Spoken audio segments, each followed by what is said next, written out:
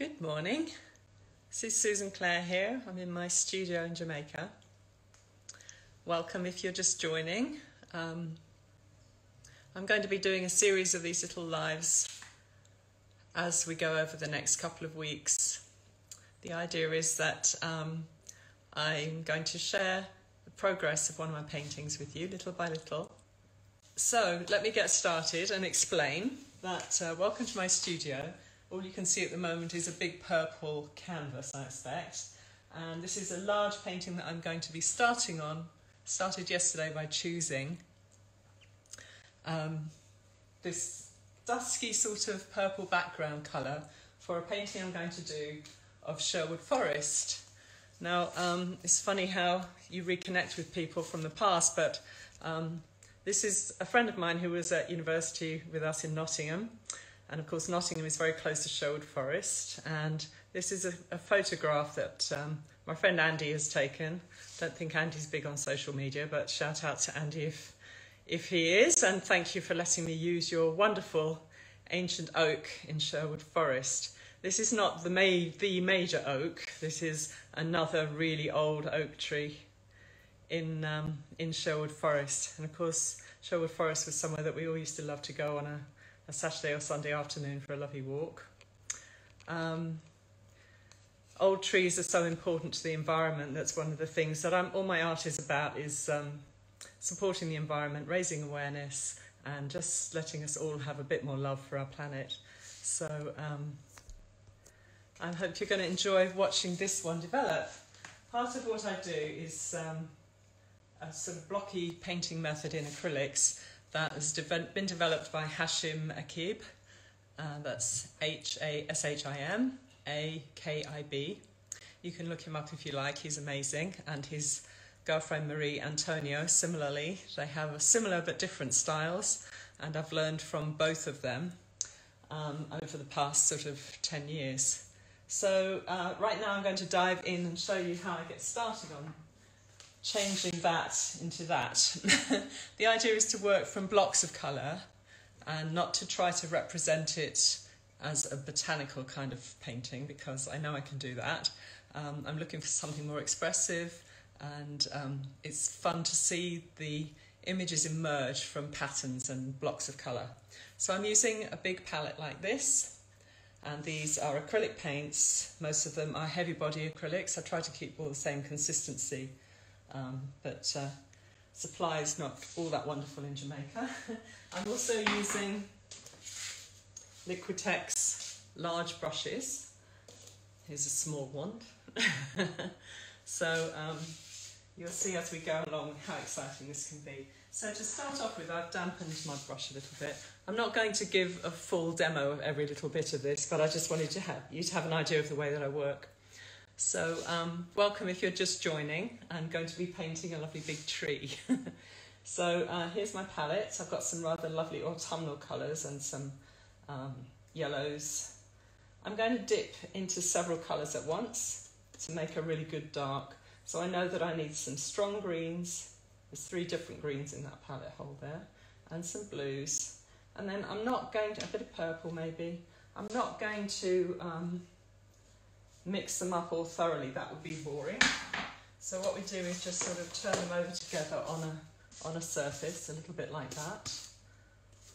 And so we've still got some separation of the colours, and I'm just going to look for the approximate position of where the main tree trunk is and block that in the right place and get that as my main anchor point. Now you can see how much more fun that is, having all of these different colours spreading through, rather than having everything be just one solid brown or black. I don't really use black paint in my work, I find it too deadening. The great thing about acrylics is that you can paint over them. So what I'm looking at the moment is proportions and just getting largest shapes in the right place. And positioning where this horizon line, where the foliage meets the rest of the woodland. So I want to know where that line is roughly. course, this method uses up lots of paint rather quickly, so we'll have to reload again in a minute. But just to get an idea of where that is. Oops. I'm going to take that up there. So dipping back into the same colours, maybe they'll come out in a different order, that's all part of it. So here again, just turning over the paint together a little bit, and I want to know roughly where this bulge is here, a little more strength. I'm looking also for the proportion of the size of the trunk compared to the rest of the width of the painting, and where is that major branch that's coming out here. Of course, the great thing about painting a tree, it's quite forgiving compared to something like somebody's face. If you got the proportions all wrong in a face, it would be immediately obvious. Whereas in a tree, it's not all that, you know, if you didn't know this tree personally, it probably wouldn't matter to you if it was slightly different. You'd still read it as a tree, or recognise it as a tree. We're not going to put in details at the moment, but I want to know that there is some kind of a branch coming over here. Notice I'm not drawing with the brush, I'm placing it down in little blocks, which is quite a different process. In fact, I want a lot of this area to have some dark colour in it, so that I can then put the exciting lights on in between. One of the great things about starting with a medium colour background is that you can work darker and lighter. So I'm now going to add in some of the bright lights in the bottom, because I want to have some exciting colours going on, and then allow some of them to reveal themselves more than others. So I'm going in with some yellow ochre. Again, I'm going to pick up more than one colour on my brush, and some burnt sienna, little bits of brighter yellow as well. And we're just going to, I know it's a bit wobbly here, so just want that, the idea of that horizon to be brought through from now. There's some, so you can see where I've got to so far. I've added in some bright colours and some dark colours to just sort of position where my main tree trunk is, and some of the lighter foliage area, and that's a very basic sort of plan to where things are going to be going. So I've been using large brushes and blocky brushwork, and the theory of my work is based on a method that Hashim Akib and Marie Antonio use, and you sort of build up your layers of colour from pattern and just large blocks of colour rather than trying to put in detail. So you move from large blocks of colour to smaller blocks of colour, and that's where the detail comes in. So those of you just joining me, I'm on part 3 of my oak tree, and I've got in a good background with some autumnal colours, and I'm going to start putting in some of the foreground colours, all of that leaf litter in the foreground. And I'm picking up the paint from my large palette here, and it's got lots of lovely paint colours squeezed out so that I can dip into them, and sometimes I'll dip into several at once. So I know that I've got this kind of raw sienna colour and a bit of a lighter, I think that's pale umber, and a bit of this muddy sort of green colour. I'll add that in there as well. And we're not going to mix down the colour into something that's flat. We're just going to put it on in lovely strokes that give life and energy to the work. So I'm just picking up some more of those yellowy colours, a bit more of the pale umber.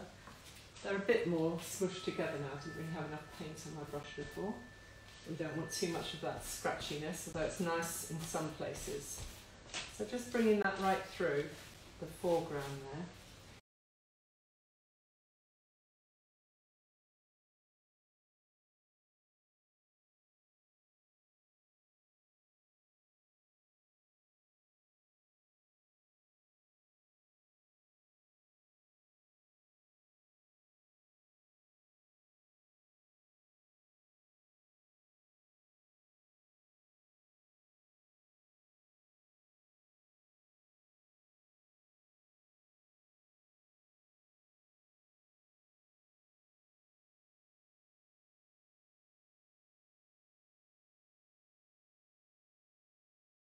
So we've got some people joining us from England and some... no, I'm not. That's a really good question, Sky. I'm not painting with my left hand. I am right-handed, but when I do a live on IG, it turns the image around. So it was a bit confusing to me when I watched it back. I thought, that's funny, the tree's the other way around. But it's because you get a mirror image when you put up an Instagram live. So thanks for that question. It's very sensible. So you can see that this foreground is now starting to build up, and you're getting the sense of this coming towards you. And I will be doing some more to that in the next couple of days so that you can keep up and follow how the painting is progressing. Here I am in my studio. I think you're going to like this one because it's trees.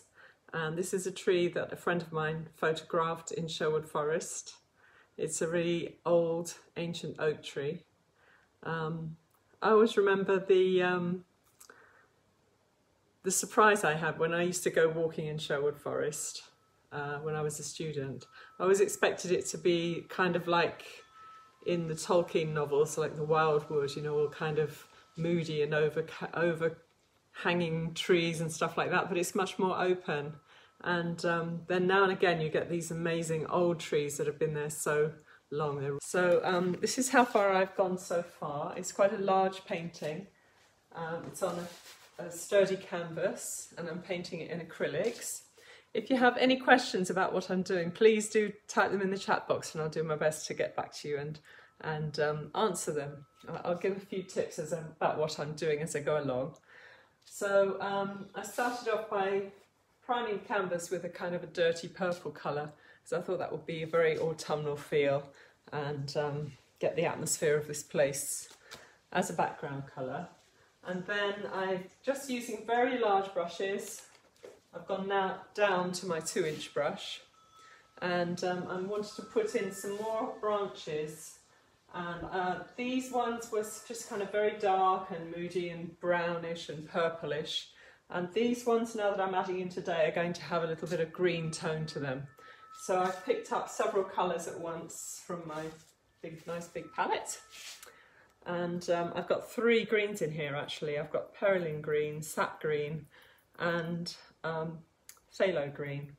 But I'm also dipping into those. So I want a well-loaded brush, and I'm also dipping into a little bit of purple and a little bit of brown as well. I think that will probably do a good job. And then we're just going to turn over those colours together without really mixing them, so that you get a splitting of the colours when you put them down onto the canvas. So I'm looking for places where I can just add in a bit more detail. This is a very basic kind of layout of where the darks were going to be, and now I'm adding in a bit more. So I want to fine-tune where these are going and look for the branches that are darker green, especially like in this area here where in the distance you've got quite a few tree trunks, and you can see that the distant trees are so much skinnier than the major ancient oak tree, so that sort of gives you an idea of just how majestic and the scale of things for that great big huge oak tree. And some of them you don't see very much because there's wispy bits of foliage and stuff like that in the way, but again I'm not drawing, that's kind of the main point that I need to make with this brush. I'm just laying in areas of colour as flat sort of rectangles, and that's what gives this the whole painting a sort of a more abstractish kind of feel as I'm moving along. So some of these branches up here I was very random with when I put them in the other day, and I just want to make sure I'm getting them in the right direction. I think there's a tree over here that's branching towards the main tree as well, because they don't all make sense to have come from the main tree. So I've got some coming over here. These are very green. I'm trying not to draw, as I said. I need to pick up more paint because it's getting a bit too dry on the surface. And there's another branch coming through here, which was a lot more green than the others, which is why I left it out before. And turning back on itself. It's kind of an interesting pathway that it's taking. Merging into these here. Obviously I don't want to absolutely be true to every single little branch in the whole thing, but at least if I get the right angles that the branches tend to make, it will read as if it's coming to life as a true oak tree, rather than any other kind of tree, really.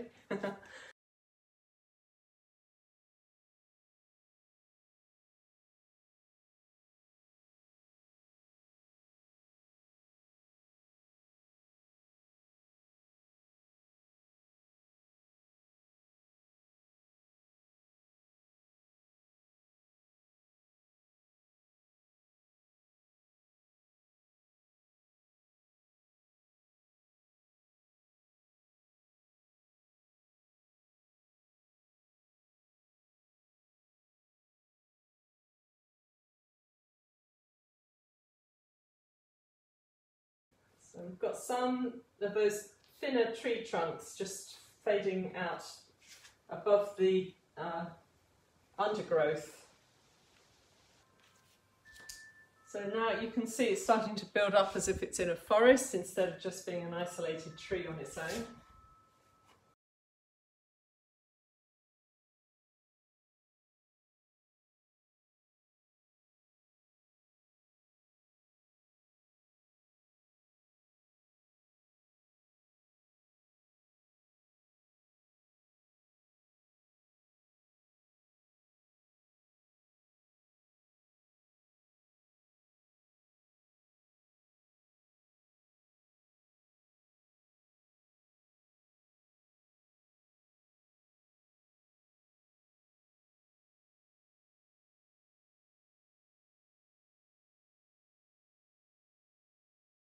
One thing I don't want to do is to get carried away with details in this, because I definitely tend to do that. It's one of those things where how do you know when to stop? So here's my painting so far. So you can see it's quite a large scale canvas, and I have been working from this lovely reference picture. It's one of the most ancient oak trees in Sherwood Forest in England. A friend of mine lives near there and he goes walking there regularly. This is actually a photo that he took a couple of years ago. There is a tree called the Major Oak in Sherwood Forest. It's not that one. That one's probably twice as big around. But this one's probably still, you know, 1,000 years old maybe.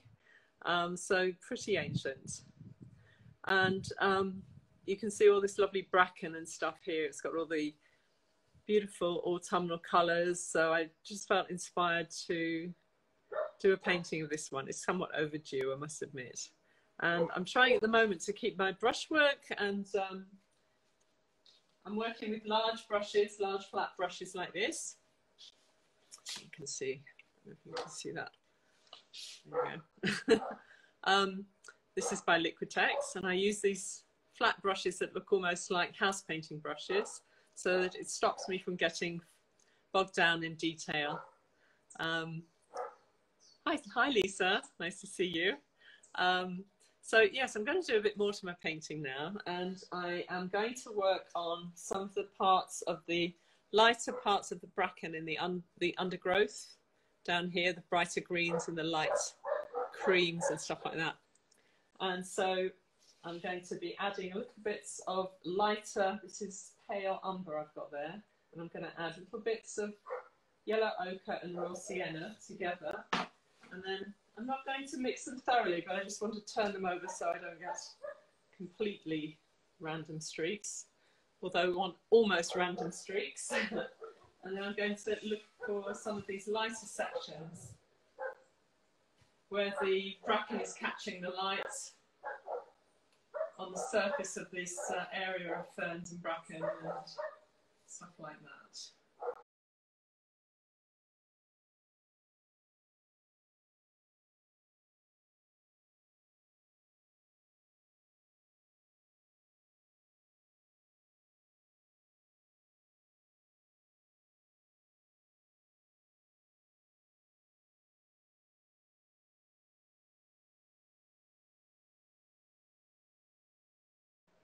There's a tree trunk that's leaning across here, a stump.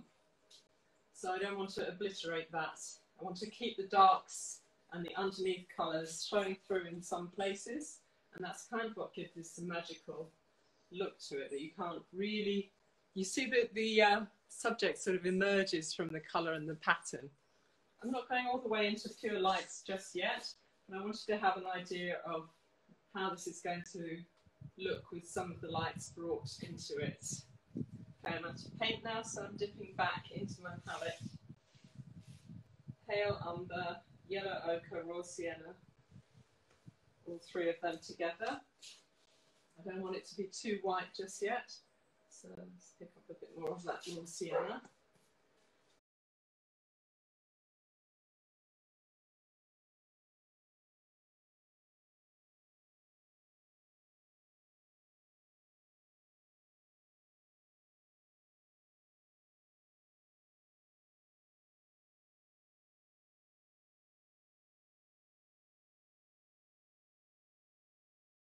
A bit more raw sienna into this. It needs to be warmer up here. If anybody has any questions about what I'm doing, I'm happy to answer them.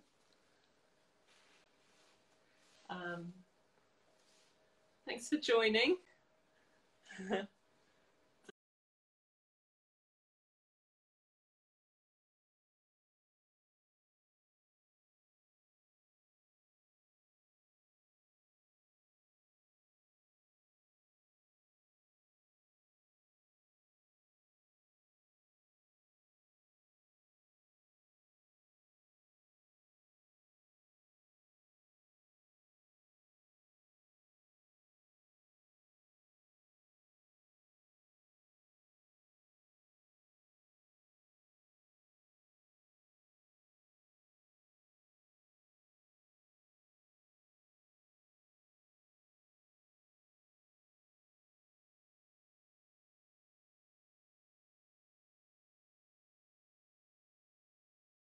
Okay, I think the light's coming in really strange right now because the sun's getting low coming through my window.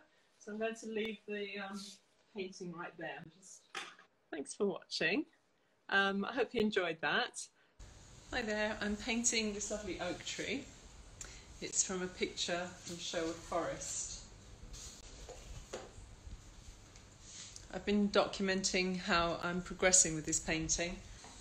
I'm going to make something of a greyish colour today to put in some of the more subtle colours in between those that we've already created.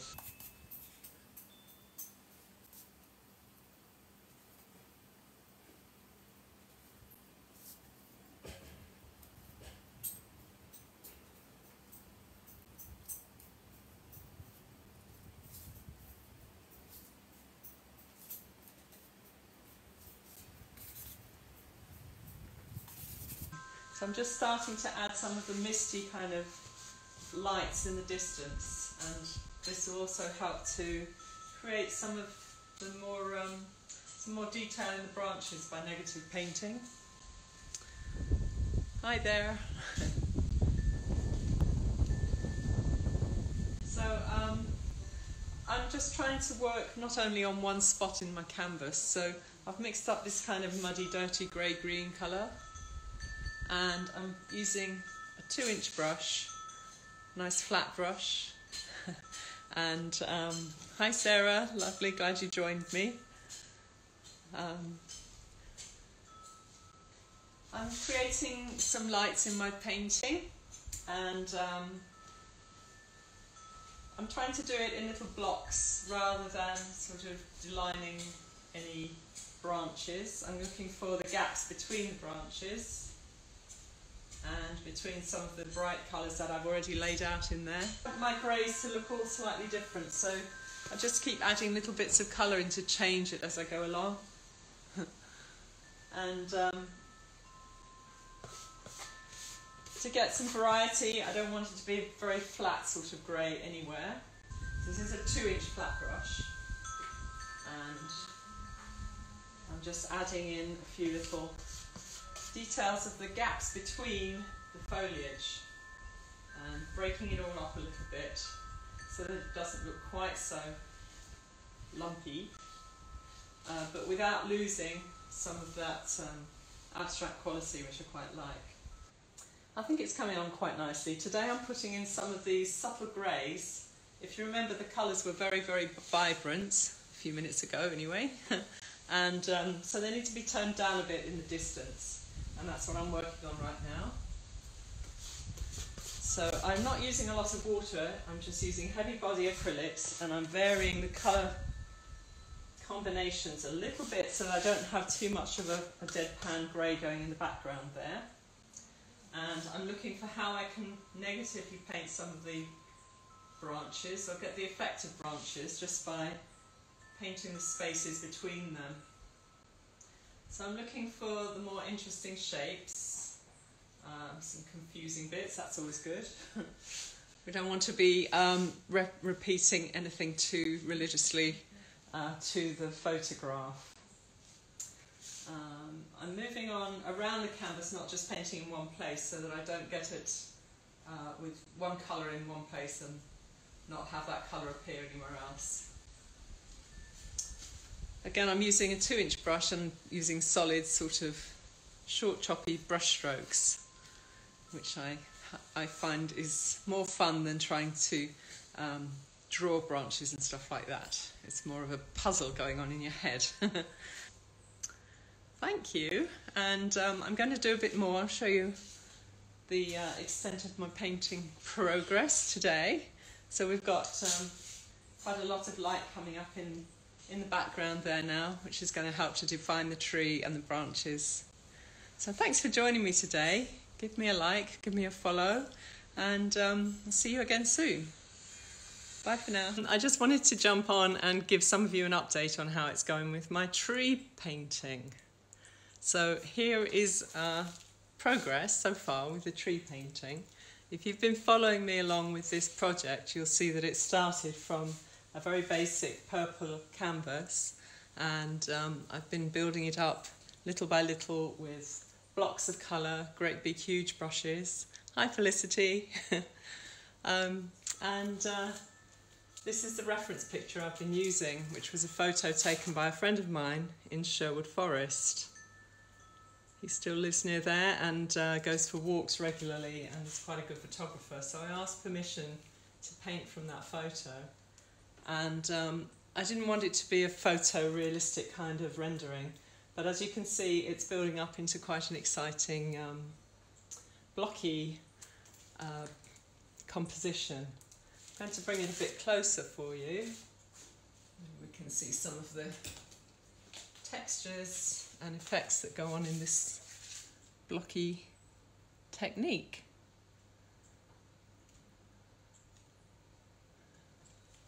So this is one of the major, no, I shouldn't use the word major oak because that refers to one specific oak in Sherwood Forest, which is extremely ancient, probably 2,000 years old. Maybe this one's only 1,000. This is a younger brother. But I absolutely love the atmosphere that these colours give.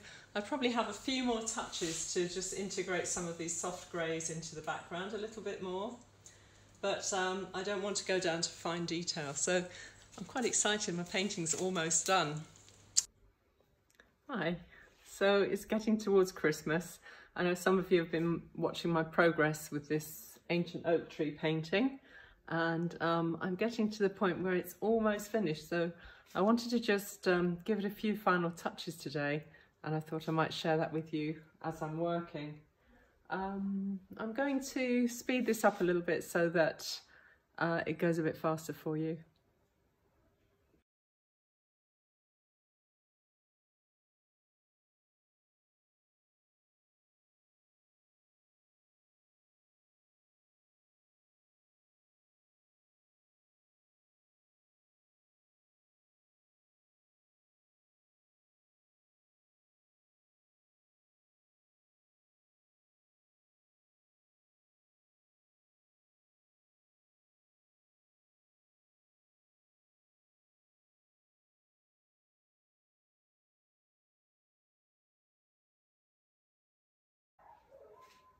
So I'm feeling like I'm at the journey's end with this painting. I've really enjoyed doing it and building up the blocky brush strokes and the layers, and I think he's got some lively, cheerful qualities for a winter scene, and I really wanted to finish it for you for before Christmas. So if you're unable to get out into the countryside at the moment, I hope this is going to make you feel a little bit more connected to the woodlands. Thanks very much for watching. I'm just about finished with my tree, my ancient oak tree from Sherwood Forest, from a lovely reference picture sent to me by Andy Tucker. I'm just going to bring you in closer to see some of the blocky brushwork, and I think there's some really exciting bits of colour happening in there, some from the lower layers. I really enjoyed playing with all those branches, finding the bits of light coming through between. So here's, see if I can pull back and actually see the entire picture again. Thank you for watching my painting develop, and it's called Ancient Oak in blocky acrylics. Thank you.